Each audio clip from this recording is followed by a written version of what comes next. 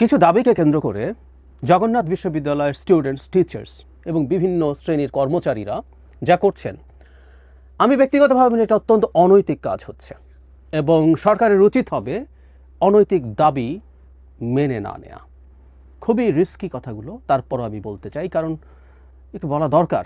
আমাদের এমন একটা সমাজ হয়েছে, আমরা এখন আসলে বলতেও ভয় পাই এবং আমরা মনে করি যেদিকে একটা বিরাট গ্রুপ আছে, ইমোশন আছে, সেন্টিমেন্ট আছে, সেদিকে থাকা উচিত। কিন্তু আমি ব্যক্তিগতভাবে মনে করি আমাদের এই আলাপগুলো অপ্রিয় হলেও তোলা দরকার। 3 দফা দাবিতে তারা এই আন্দোলন করছেন। এর মধ্যে একটা দফাকে আমার কাছে লজিক্যাল মনে হয়, দুটোই ইললজিক্যাল মনে হয় এবং তারা এখন চূড়ান্ত পর্যায়ের বল প্রয়োগ করার চেষ্টা করছেন। তারা প্রথম প্রধান উপদেষ্টার বাড়ির দিকে গেলেন গত পরশু। তারা সেখানে পুলিশের নির্মম হামলার শিকার হয়েছেন। আমি এই হামলাটাকে নির্মম মনে করি, এই হামলাটাকে অন্যায় মনে করি। পুলিশের বল প্রয়োগ করতে হবে প্রয়োজনে, এটা নিয়ে আমি কোনো রকম কোনো দ্বিধা করি না। কারো খারাপ লাগলেও বলছি, সরকার বল প্রয়োগ করে, কিন্তু সেই বল প্রয়োগটা এথিক্যাল, লেজিটিমেট, লিগাল এবং প্রপোর্শনেট হতে হবে। That's important. এথিক্যাল, লিগাল বলও যদি কেউ প্রয়োগ করতে চায় সরকার বা পুলিশ, সেটার প্রপোর্শনাল হতে হবে, ডিসপ্রপোর্শনেট হতে পারবে না। আমি যতটুকু বল প্রয়োগ না করলে না, তার চেয়ে বেশি করা মাত্রই সেটা আবার আনএথিক্যাল এবং অন্যায় হবে। সো তাদের উপর ডিসপ্রপোর্শনেট বল প্রয়োগ করা হয়েছিল, সেটার ব্যাপারে আমরা সরকারকে নিন্দা জানাই। কারণ তারা দীর্ঘ একটা পথ পাড়ি দিয়ে যমুনাতে এসছেন, এই পথের মধ্যে কিছু হয়নি, ওই পর্যন্ত চলে আসার পর তাদের উপরে পুলিশি অ্যাকশন হলো। অবশ্য এটাও আমরা পাল্টা প্রশ্ন করে রাখবো, এই কথাগুলো বলেছি।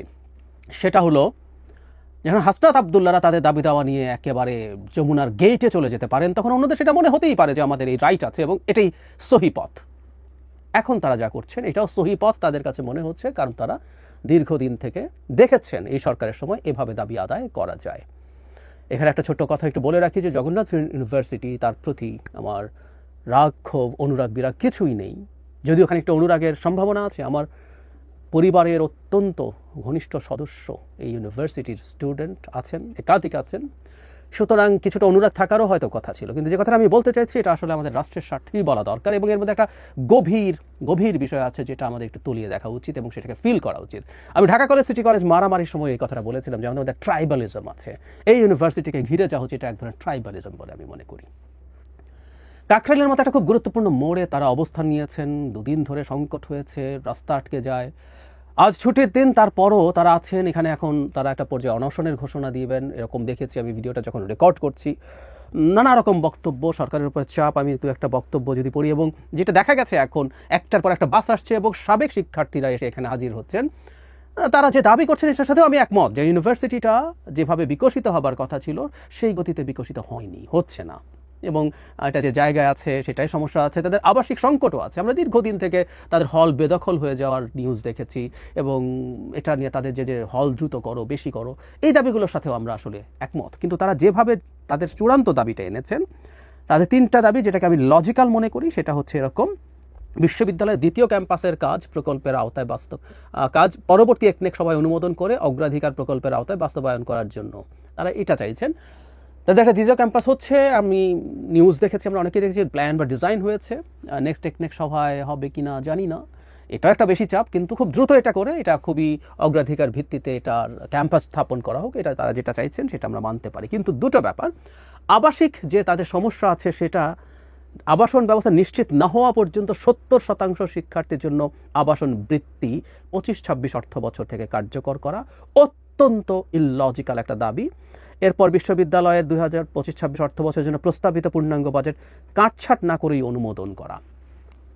মানে কতগুলো স্বৈরাচারী আচরণ দেখছি। আমি দ্বিতীয় সবচেয়ে ইললজিক্যালটা নিয়ে পরে আসছি, মাঝেরটা নিয়ে কথা বলি। মানে একটা বাজেট ভার্সিটি দিয়েছে, সরকারকে সেটা মেনে নিতে হবে। প্রশ্ন হচ্ছে কেন? একটা সরকারের সীমাবদ্ধতা থাকে, বাংলাদেশ সরকারের তো আছেই, সে চাইলেই যে কোনো কিছু পারে না। দেশে প্রচুর ইউনিভার্সিটি আছে, মানে এখন জেলায় জেলায় ইউনিভার্সিটি করা আছে। আওয়ামী লীগের এই পদক্ষেপটার বিরুদ্ধে তখন থেকে কথা বলছি। আমাদের এত গ্র্যাজুয়েট মাস্টার্সের প্রয়োজন নাই, খুব খারাপ শোনায়, তারপরে বলছি নেই। আমাদের শিক্ষা ব্যবস্থাকে ধ্বংস করেছে এভাবে গ্র্যাজুয়েট এবং মাস্টার্স তৈরি করা, যারা শেষ পর্যন্ত কোনো দক্ষতা অর্জন করে না, বেশিরভাগ এক্সেপশন বাদ দিয়ে। এরপর বিসিএস এর পেছনে সময় নষ্ট করতে থাকে। আমাদের এই ক্ষতি যে কবে পূরণ হবে আমি জানি না। যাই হোক, এগুলো করা হয়েছে, তো এখন প্রত্যেকেরই বাজেট আছে, প্রত্যেকে বাজেট করবে এবং সেটা সরকারকে মেনে নিতে হবে, যদি তারা ঘাড় ধরে সরকারকে সেটা মানাতে পারে। এটা হয় না। একটা সরকার আছে, সেই সরকারের অনেকগুলো বিভাগ আছে, পরিকল্পনা মন্ত্রণালয় আছে, বিশেষ করে তারা এগুলো যাচাই বাছাই করবে কোনটা আসলে দরকার। এমনকি দরকার থাকলে আমরা সব দিতে পারবো না, গরিবের সংসারে এটা হয়, আমরা সবার জন্য সবকিছু এনশিওর করতে পারি না। গরিব বাবাও এটা রাখেন, ওটা বাদ দেন, যদি উনি ফিল করেন এই সন্তানের জন্য এটা দরকার ছিল, কিন্তু তাকে এগুলো করতে হয়। একটা গরিব দেশে এগুলো হয়। একটা ইউনিভার্সিটি তারা যে বাজেট দিচ্ছে সেটা কাটছাট করা যাবে না। এমনকি বাজেট হয়ে যাওয়ার পরও কাটছাট করতে হয়। সম্পূরক বাজেট বলে একটা বস্তু আছে, যখন দেখা যায় বিশেষ করে উন্নয়ন বাজেট ঠিকঠাক মতো খরচ করা যাচ্ছে না, বা সরকারের ফান্ডের ক্রাইসিস আছে, বাড়তেও পারে কমতেও পারে, এগুলো ফিক্স করা যায় না, এগুলো অন্যায় আবদার। এবং এত টিচার আছেন ওখানে, তাদের কাছে মনে হলো না তারা এসে সংহতি প্রকাশ করছেন, ভালো লক্ষণ না। এবার আসি মূল সমস্যাটার ব্যাপারে। আবাসিক সমস্যা আছে, এবং আমরা এটাও মানতে প্রস্তুত আছি ইউনিভার্সিটিতে যারা পড়তে আসেন, যারা ঢাকায় আসেন, তাদের অনেকেই ঢাকায় একটা শেয়ারেও বাসা বা রুম ভাড়া করে থাকা কষ্টকর, আই অ্যাগ্রি। কিন্তু এটা কি আমরা চাপ দিয়ে বলতে পারি যে আমাকে আবাসন ভাতা দিতে হবে? তো তাহলে অন্যরা কেন পাবে না? অন্য ভার্সিটিতেও একই রকম স্টোরি। প্রচুর নতুন ইউনিভার্সিটিজ আছে, হল হয় নাই বা হলে যথেষ্ট সিট নেই, তাকে বাইরে থাকতে হচ্ছে। শুধু সেটা না, জেলায় জেলায় কলেজ আছে, ইউনিভার্সিটি কলেজ, যেখানে অনার্স পড়তে আসেন, মাস্টার্স করতে আসেন। এরকম মানুষজন, এরকম স্টুডেন্টদেরও তো অসংখ্য লক্ষ লক্ষ স্টুডেন্ট এরকম আবাসিক ব্যবস্থায় জায়গায় না পেয়ে মেসে থাকেন। তাদের জন্য দিতে হবে না? তারা কেন সুবিধা পাবেন না? আমরা এই প্রশ্ন করতে পারি তো। আর এই প্রশ্ন করা জরুরি, আমি করে ফেলতেই চাই। রাষ্ট্র যখন কারো জন্য টাকা খরচ করে, অলরেডি এসব পাবলিক ইউনিভার্সিটিতে রাষ্ট্র বিশাল টাকা খরচ করে, বিনা পয়সায় পড়ায় সবাইকে। কোনো একদিন তো এই প্রশ্ন আসলে করতে হবে জনগণকে, যে ইউনিভার্সিটিগুলোর পেছনে যে এই খরচ করা হচ্ছে, আমি কি পাচ্ছি আসলে? আর সেখানে এখন ট্যাক্সের টাকা দিয়ে তাদেরকে ভাতা দিতে হবে, আবাসিক ভাতা। কিরকম মনে হয়? আমি অত্যন্ত লজিক্যাল দাবিতে তারা এই কাজগুলো করছেন বলে মোটা দাগে মনে করি। এমনকি 3/3 যেটাকে কিছুটা লজিক্যাল মনে করি, সেটাও পরবর্তী একনেক সভায় আলোচনা হতে পারে, আলোচনা করে হয়তো এটাকে তারা আর একটু দ্রুততম সময় করবেন, ইত্যাদি ইত্যাদি বলতে পারেন। বাকিগুলো নিয়ে তারা নেমে গেছেন। আমরা একটা জিনিস খেয়াল করি, একটা ইউনিভার্সিটি অ্যাজ এ হোল নামছে, তারা মনে করছেন এই যা দাবিগুলো logical. It's an alarming sign for our society. যেখানে শিক্ষকরাও ইনভলভ, তারাও মনে করছেন একটা রাষ্ট্রে এগুলো চাওয়া যায়। মানে উনি শুধু ওনাদের যা প্রয়োজন সেটা চাইছেন এবং বল প্রয়োগ করে সেটা নিয়ে আসবো। বল প্রয়োগ বলতে আমি এখানে এক ধরনের শহরকে জিম্মি করা বোঝাচ্ছি। ট্রাইবালিজম এটা। আমি যা চাই, আমার যা স্বার্থ, এটা হতে হবে। কার কি হলো আমার কিছু আসে যায় না। সিটি কলেজের স্টুডেন্ট ঢাকা কলেজের স্টুডেন্টের সাথে ঝামেলা হয়েছে, ঢাকা কলেজ সবাই মিলে গিয়ে সিটি কলেজকে পিটিয়ে আসি। আবার ঢাকা কলেজের কেউ সিটি কলেজের সাথে ঝামেলা করেছে, বাছ বিচার করছি না কার ন্যায় কার অন্যায়, কোনটা ইনসাফ না, গিয়ে ঢাকা কলেজকে একসাথে পিটিয়ে আসি। ট্রাইবালিজম এটা হয়।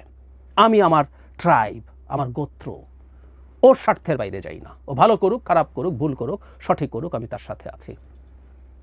একটা গণতান্ত্রিক ব্যবস্থার সবচেয়ে বড় বাধা কিন্তু এই ট্রাইবালিজম। একটা ইউনিভার্সিটির স্টুডেন্টরা তরুণ, তারা অনেকে অত সচেতন নন, তারুণ্যের এক ধরনের উত্তেজনা আছে, বিচার বিবেচনা থেকে দূরে থাকার টেন্ডেন্সি আছে, যদিও থাকা উচিত না। এরা সবাই অ্যাডাল্ট, ভার্সিটিতে কোনো মাইনর পড়ে না, তাদের এটা হওয়া উচিত না, একেবারেই না। কিন্তু তার সাথে শিক্ষকরা এসে হাজির হচ্ছেন, এবং কেউ কেউ বলছেন তারা যেহেতু এসে হাজির হচ্ছেন, এত মানুষজন ইনভলভ হচ্ছে, এটা মেনে নেওয়াই উচিত। অসংখ্য মানুষ একত্র হলেও কোনো দাবি সঠিক বলা যাবে না। আর এখন অনশন করবেন, কারণ অনশন কাজ করেছে। কুয়েটে যখন ভিসি অপসারণ হচ্ছে তখন অনশন করেছেন, কাজ করেছেন। আমি তখনও বলেছি আজকে যদি কয়েকশো মানুষ অনশন করে ডক্টর ইউনূসের সরে যেতে হবে। আমরণ অনশন, জেনুইন অনশন করে, আমরা কি মনে করি সেটা লজিক্যাল হবে? সুতরাং চাপ তৈরি। আর ওই যে শুরুতে বলেছিলাম, সরকারই আসলে এই পথ দেখিয়েছে। দীর্ঘদিন সরকার আসলে অনেক ক্ষেত্রেই কোনো ব্যবস্থা নেয়নি, এবং এই পথ সরকারই দেখিয়ে দিয়েছে। আসলে ইচ্ছাই হোক অনিচ্ছাই হোক, তারা যা করতে চান, কেউ যদি না করেন, আপনি মানুষকে জিম্মি করে ফেলতে পারেন, রাস্তা ব্লক করে দিতে পারেন, এবং সেটার মাধ্যমে দাবি আদায় করতে পারেন। সেই পথেই যাবে সরকার। যে কাজটা করেছেন, যা মেসেজ দিতে চেয়েছেন, সেটা হয়েছে, তাই হচ্ছে, তাই হবে, আরও হবে। এটা যদি মেনে নেওয়া হয়, আরও অনেকে ইললজিক্যাল দাবি নিয়ে আসবেন। ডিপ্লোমা নার্সরা শাহবাগ অবরোধ করেছেন, তারা গ্র্যাজুয়েট নার্সদের সমমর্যাদা চান। এখন জগন্নাথের যারা আছেন তারা বলবেন না, ওটা ইললজিক্যাল, ওটা করা যাবে না। কিন্তু ওনারা তো তাই করবেন, এবং যারা ডিপ্লোমা নার্সেস আছেন সবাই আসবেন, কারণ তাদের মধ্যে ট্রাইবালিজম কাজ করে। আমি ন্যায়ের দাবি করেছি না অন্যায় দাবি করেছি, যৌক্তিক দাবি করেছি না অযৌক্তিক দাবি করেছি, আমার কাছে বাজ বিচারের বিষয়ে আমি এসে হাজির হয়ে যাব। প্রত্যেকটা ক্ষেত্রে বাংলাদেশে এখন এই ঘটনা আমরা দেখতে পাচ্ছি। It's a huge alarming sign for our democracy. একটা ট্রাইবাল সোসাইটিতে ডেমোক্রেসি কাজ করা খুব কঠিন, এটা আধুনিক রাষ্ট্রে ট্রাইবালিজম চলতে পারে না। জাহাঙ্গীরনগর ইউনিভার্সিটি একটা ইউনিভার্সিটি যাতে শিক্ষকরা ইনভলভ আছেন যে মুভমেন্টে, সেখানে ট্রাইবালিজম দেখা অত্যন্ত অত্যন্ত হতাশাজনক।